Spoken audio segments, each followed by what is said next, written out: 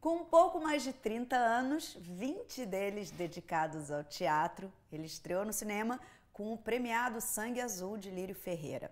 E agora ele está participando de mais 4 filmes. Eu tenho o prazer de conversar hoje aqui com Armando Babaioff.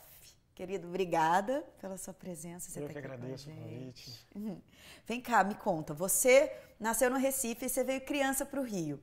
E aí você começou a fazer teatro na escola porque era uma matéria obrigatória da escola? Eu era obrigado a fazer teatro.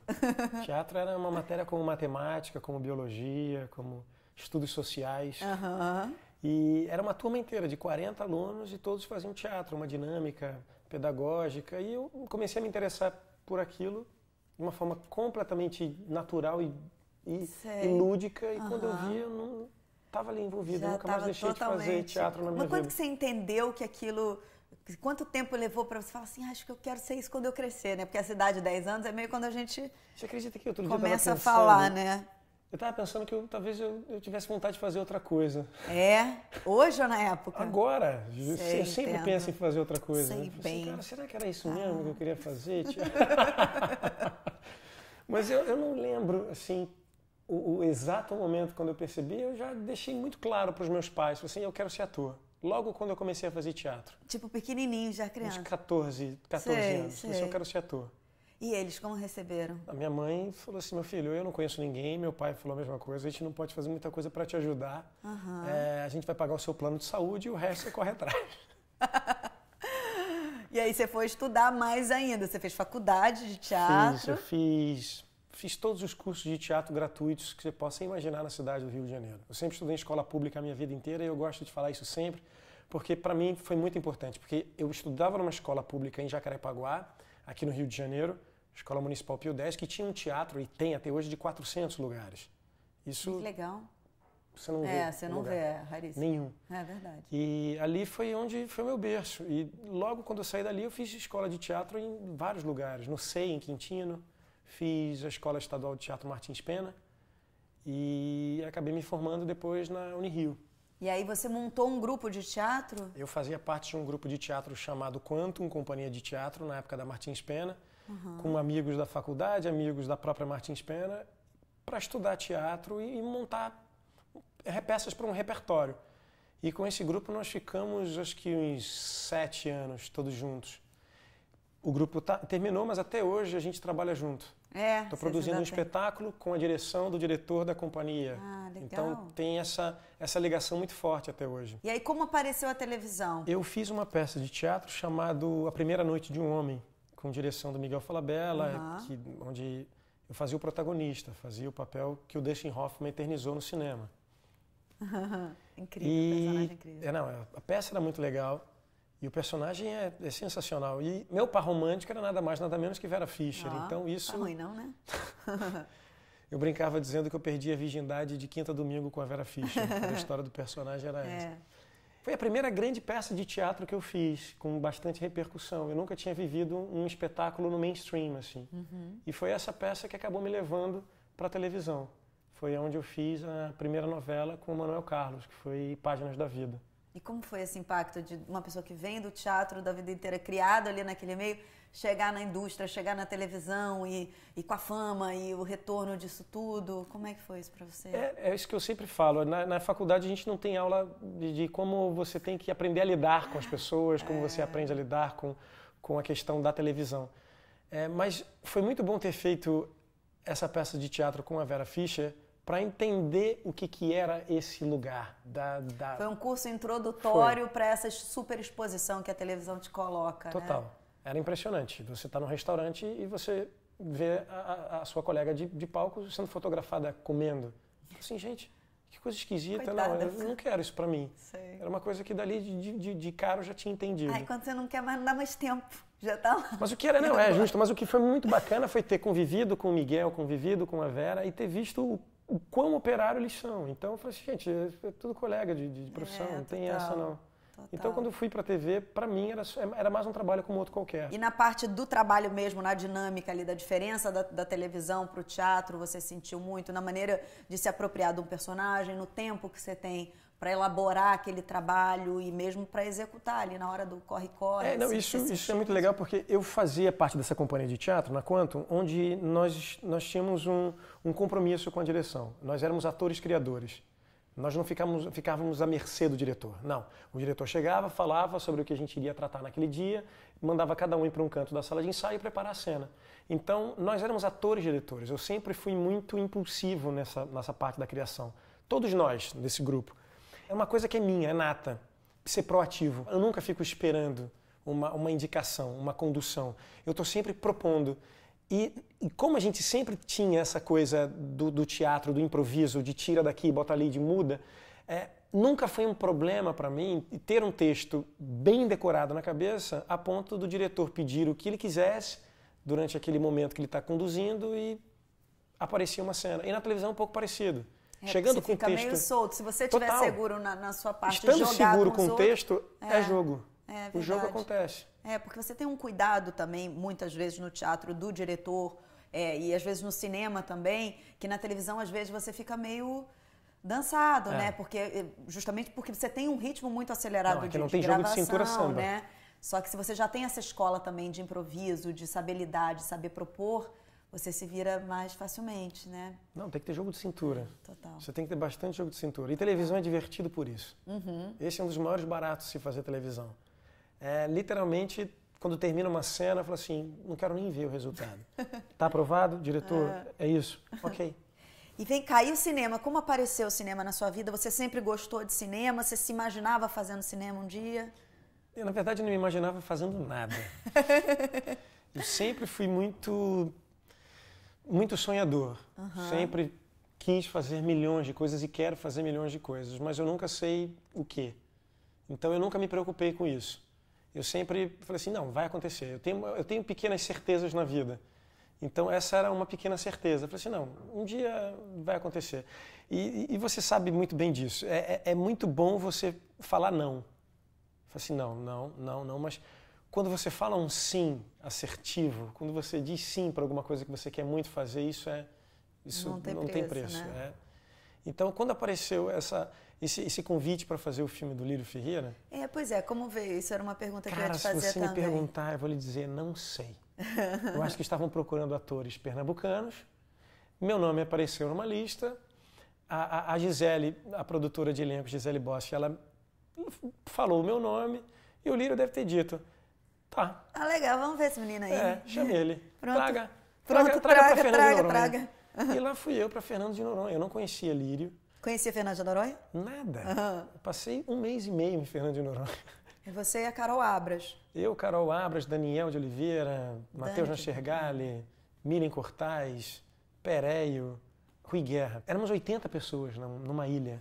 Você não conhecia o Lírio ainda? Não, eu conheci Lírio na semana de filmagem, depois da leitura de texto.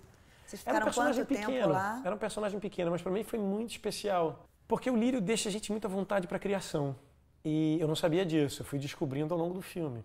Fui descobrindo ao longo desse trabalho manual, dessa feitura, desse trabalho braçal. E conhecendo os amigos, os colegas de cena, com quem que eu estava vendo que o meu personagem estava lidando mais. Tinha o Glicério Rosado, que fazia um personagem que era que jogava muito com o meu personagem. Então a gente meio que virou uma dupla. Eu falei, cara, isso aqui é interessante, vamos brincar com isso? E a gente foi casando as nossas histórias dentro de um improviso que a gente fazia fora de cena e depois dentro de cena. Pô, incrível. Vocês ficaram quanto tempo lá? Eu fiquei 1 mês e meio. Putz, que delícia, Fernando de Noronha. Ah, gente, que vida boa, hein? Nossa. Que cachê. Pô, que cachê, você ainda ganhou pra isso? Eu chegava todo dia de manhã. Eu chegava todo dia de manhã, às vezes cansado do set, aquela coisa virada na pousada. Aqueles casais todos recém-casados, passando lua de mel. Aí a gente sentava para tomar o café da manhã, todo mundo meio chumbado assim. Ela falava assim, tem gente que ainda paga para vir para esse lugar. Exatamente. Muito bom, muito bom. Vem cá, e como é que foi o convite para o Prova de Coragem do Roberto Gervitz? Aí foi o seguinte, eu queria muito fazer teste para esse filme. Eu sou muito fã do Daniel Galera. O filme, apesar de se chamar... inspirado no livro que se chama Mãos de Cavalo. Sim. E hoje o filme se chama Prova de Coragem. E eu queria muito, eu sou muito apaixonado pelos livros do Daniel Galera e eu soube que estava rolando um teste para esse filme. Eu me fiz ser chamado. Que legal. Eu descobri o telefone da produção, liguei para a produção perguntando onde seria o teste e meio que marquei meu teste. Eles não estavam chamando atores do Rio de Janeiro porque eles não tinham dinheiro, verba para trazer atores para fazer teste de elenco em São Paulo. Adoro essas histórias, jura? E eu paguei minha passagem e eu não fiquei nem 4 horas em São Paulo. Eu cheguei em São Paulo, em Congonhas, peguei um táxi, fui pro estúdio, fiz o teste, a dinâmica de testes, peguei um táxi, fui para o aeroporto e voltei para o Rio. Voltou. Que ótimo, levou o filme. Ó. Eu estava lendo o livro. Que legal. Eu estava viajando, lendo pela segunda vez o livro. Eu estava em Santo André, na Bahia, quando meu telefone tocou. Estava com vários amigos. Por acaso, todos eles fazem cinema, direção, câmera, foco. E o telefone tocou. Era o pessoal dizendo que eu tinha sido aprovado. Então, que barato. foi Vocês filmaram em Porto Alegre? em Porto Alegre, ano passado. Sim, você e Então, Mariana Ximenes. Mariana Ximenes, César Troncoso, Daniel Volpe, Áurea Maranhão. E o seu personagem é um alpinista. Ele não é um alpinista, ele é um escalador. Não, então tá. Ó Ah, a diferença. a galera da escalada. Eu ia fazer aula, falei assim, cara, meu personagem é alpinista. Eu disse, não é alpinista, ele escala, ele é escalador. Ele é escalador. Nossa, eu tenho altas histórias de escalada, mas uma delas é maravilhosa. Eu fui com um amigo, nós já tínhamos escalado o Pão de Açúcar, ali atrás da pista da Cláudio Coutinho. Mas caminhada, né? É, a escalaminhada que se chama. Não é escalada com equipamento. Sem equipamento. Tá. Fizemos a travessia, tal, de boa. Depois eu voltei com meu primo, tipo 2 anos depois, eu não sabia que tinha implodido uma pedra, que tinha transformado aquele grau de dificuldade do nível 1 para nível 5, sei lá, 6. E tinha um paredão de 10 metros. Meu primo é mais alto do que eu, ele jogou a perna, passou. Quando foi a minha vez, Ai, que medo. não consegui. Isso no Pão de Açúcar, assim, no meio de um paredão. Ai, Deus me livre, gente. Eu juro, quando eu fui tentar, eu escorreguei, o sangue esfriou e eu fiquei preso na parede com uma lagartixa, olhando pro meu primo e falando assim, E ô agora? Felipe, bicho, Morri. chama o bombeiro. Tá brincando. 2 horas esperando um bombeiro chegar. Chegou bombeiro. Fui resgatado pelo corpo de bombeiro. Tá brincando, Babaioff. Essa foi a minha história Ai, de que escalada. pânico. E aí, como é que foi no filme? Vocês tinham alguma cena que você teve Não, que na revisitar cena, cara, na esse, cena, não, essa situação? tipo, não tinha cena no filme de escalada? Tinha, cara. Eu Tinha. escalei um paredão de 100 metros de altura. Depois de ter passado por essa experiência fofinha. Não, eu fiz escalada, depois escalei o Pão de Açúcar de novo, com o professor e tal. Tá. Fiz aula, fiz 2 meses de preparação. Você não tem medo de altura? Cara, tenho. Sei. A parada é você não ficar olhando pra baixo. A parada deu medo, Se vai você com medo olha, mesmo. sério mesmo, se você olha pra baixo, você fica Acabou, com medo. Te tá. causa vertigem, você fala assim, o que eu tô fazendo na minha vida? Por que eu tô aqui? Mas é tipo... Mas você já pulou de paraquedas, Já. asa delta, essas coisas Já, todas? Já. Jura? Já. Ah, Eu então me você coloco gosta. nessa... Que gosto, eu me coloco na situação. Gostar seria fazer Então, de você é novo, eu não masoquista, faço de novo. entendi. Eu entendeu? vou lá, vou me dar uma zoada. Gente, eu morro de medo. Eu tô falando, eu fico Já pulei muito... de bug jump. É? Pula de novo? Não, já pulei. A escalada acabou virando um esporte. Ah, é? Você Eu ainda não pratica? tenho paciência para fazer yoga. Sei. Não tenho. Aham. Mas a escalada tem um quê de yoga? Do equilíbrio, a da concentração. concentração, da respiração. E esse esforço que você faz, esse alongamento que você faz para alcançar uma garra lá em cima, para jogar a perna aqui, isso é muito legal.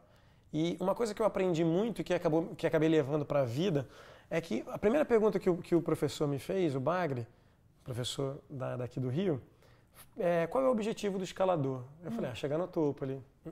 Não? Eu falei, então se não é esse, me diz qual é. Qual Eu falei é? assim, chegar aqui, e depois chegar aqui, Ó, que lindo. e depois chegar aqui. Ó, que lindo. E isso acabou virando Pra vida. para a vida e para o meu personagem. Era muito legal. E ele falava assim, a corda que liga 2 escaladores é um cordão umbilical. Então, isso acabou virando uma referência muito grande para a minha relação com a vida, com a relação do personagem, com a personagem da Mariana no filme, das relações. Esses É cordões engraçado que a como gente a tem. gente vai criando, né? Que são esses símbolos que vão ajudando a gente a fazer as conexões. E aí o personagem vai nascendo dessas... E ele não dessas- entendia nada. Eu falei, cara, isso é o máximo. Eu falei, não, peraí, bicho, isso não é nada demais. É, Disse, só não, mas chegar isso aqui daqui, mesmo. agora Às eu vezes é simples, entendi, fez isso todo aqui- sentido, né? Isso aqui vai... Cara, você está me ajudando muito. Fala mais um pouco. E ele achando que ele estava falando justamente só aquilo que ele estava falando. Balela e papo de incrível, escalador. E maravilhoso. aquilo, para mim, na verdade, estava servindo de material de construção de um personagem. Sensacional.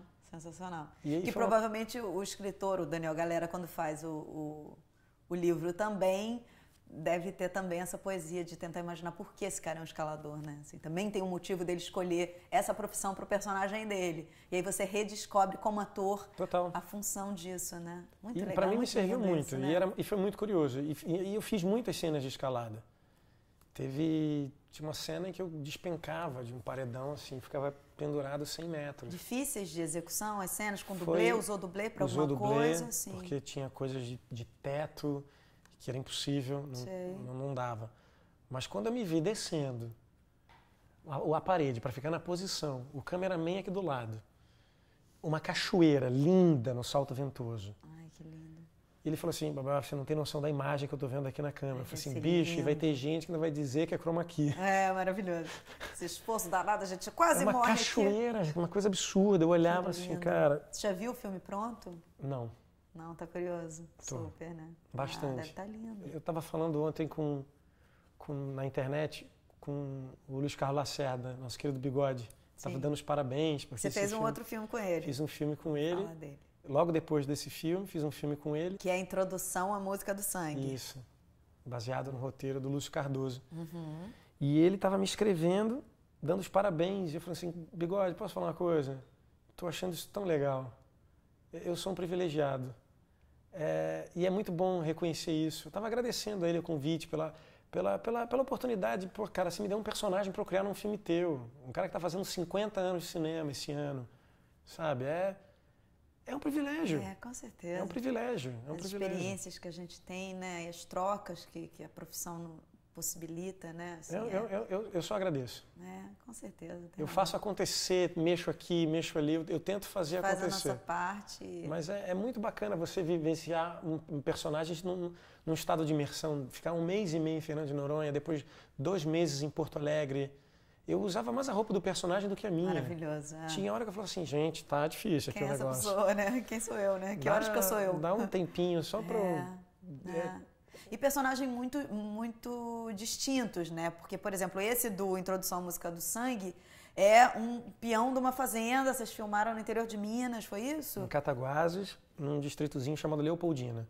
Nós moramos numa fazenda há 1 mês, a equipe inteira. Olha, que delícia. Que maravilha essas possibilidades, né? De imersão mesmo, de você ir para universos totalmente distintos, né? Eu fazia um personagem que era um peão de uma fazenda que era um capataz. Ele tomava conta dos cavalos. E era uma fazenda que tinha muitos cavalos. E eu nunca andei de cavalo na vida. Mas pelo visto assim, já esse foi personagem lá e... tem que andar a cavalo, ele vai andar a cavalo. E eu, na primeira vez que eu cheguei, peguei o cavalo, falei assim, cara, sela um cavalo aí para eu dar uma volta. Cara, não, tudo bem. Senhor Armando, o cavalo já está pronto. Senhor Armando, não se sobe pela direita, é pela esquerda. Não, é que no Rio de Janeiro é diferente. Lá maravilhoso. Ele, no Rio de Janeiro não é diferente. Então eu vou dar uma volta com você. Você vai andar com a gente? Eu falei assim, não, vou. E eu querendo, né? Porque meu personagem tinha um sotaque mineiro e eu queria prestar atenção naqueles aqueles personagens. Aquelas pessoas eram os meus personagens, era o meu personagem, de certa forma. Ele falou assim, você vai andar com a gente? Vou trabalhar um dia com você, já estou com um dia ali, tenho nada para fazer ali.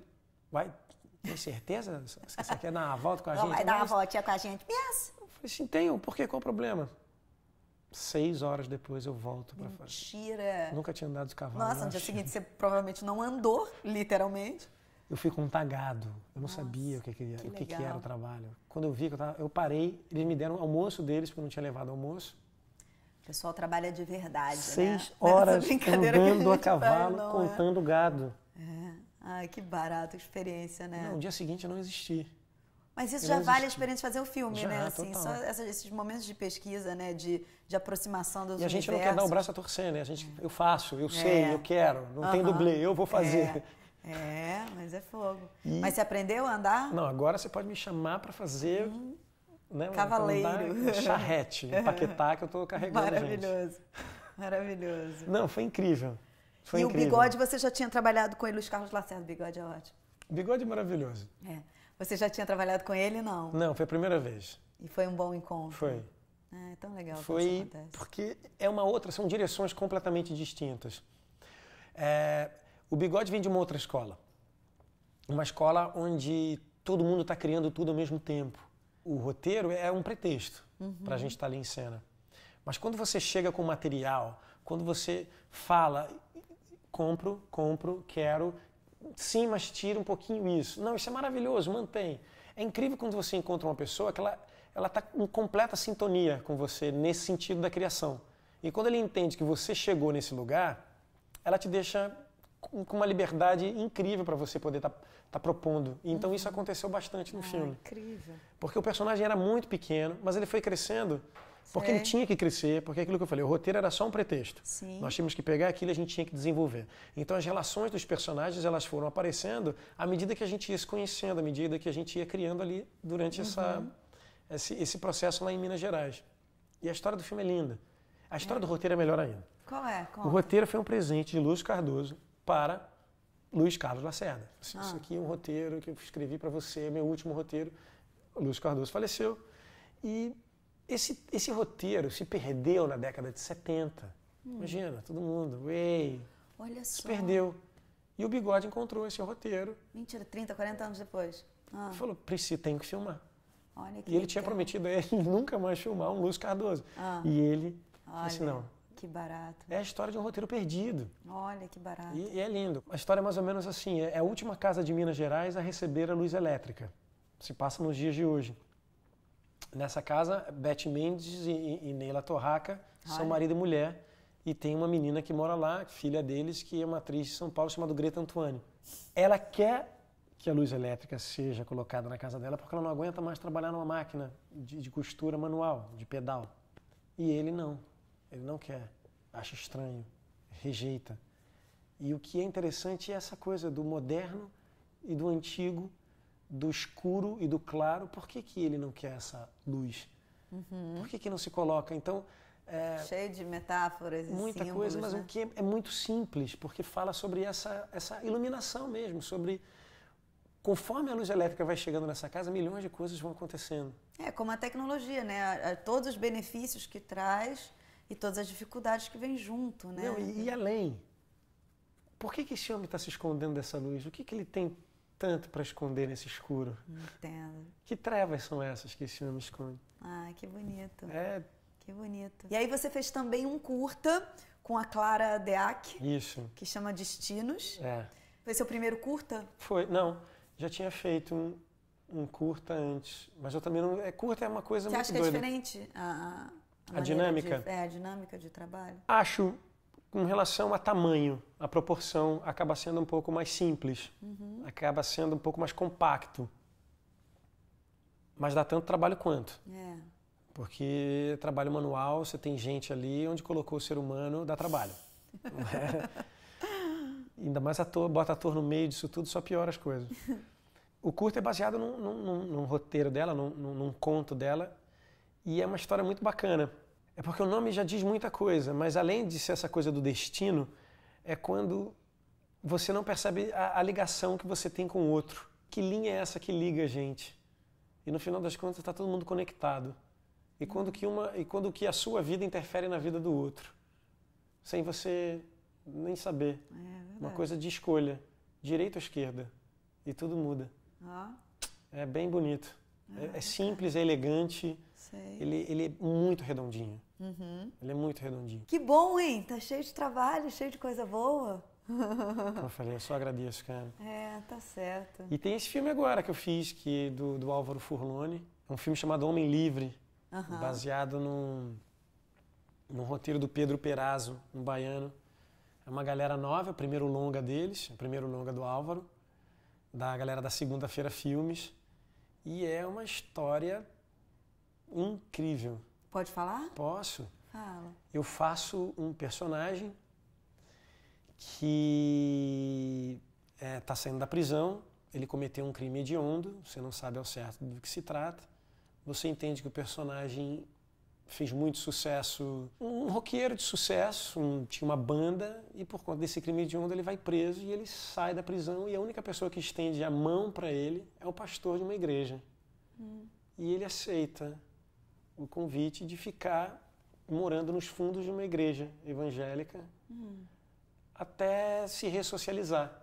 E ao longo da história você vai entendendo o crime que ele cometeu, os fantasmas que assolam ele e o que ele tem de perturbador, que elemento é esse.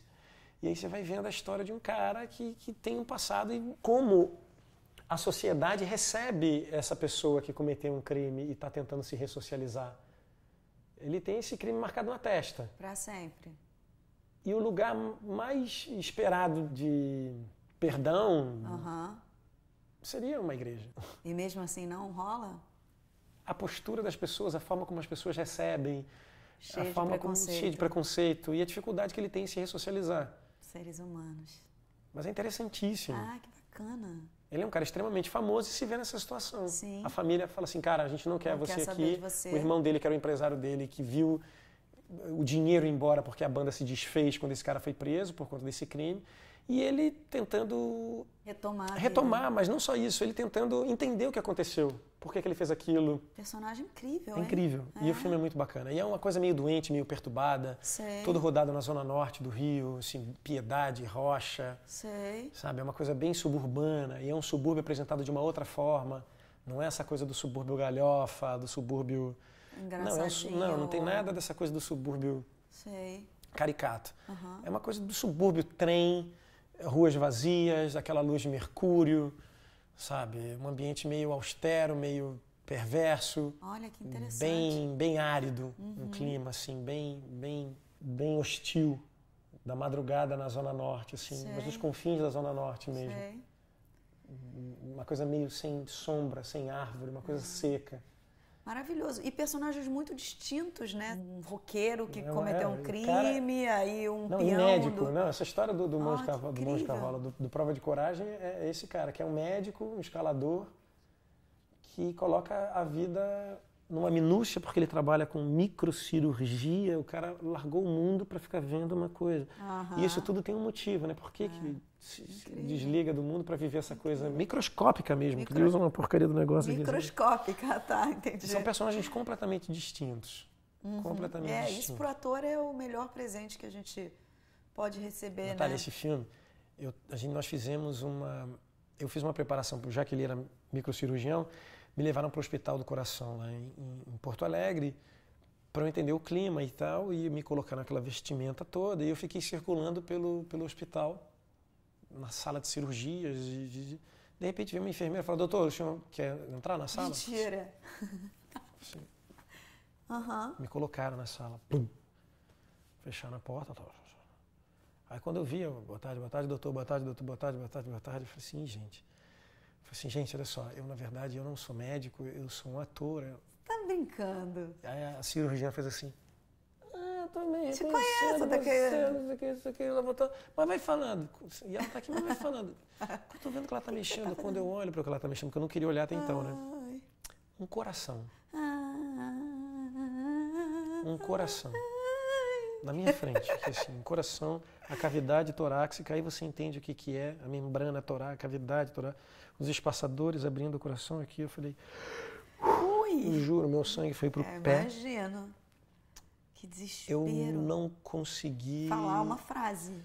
Não, eu olhava para ela e falava assim, pelo amor de Deus, não para o que você está fazendo.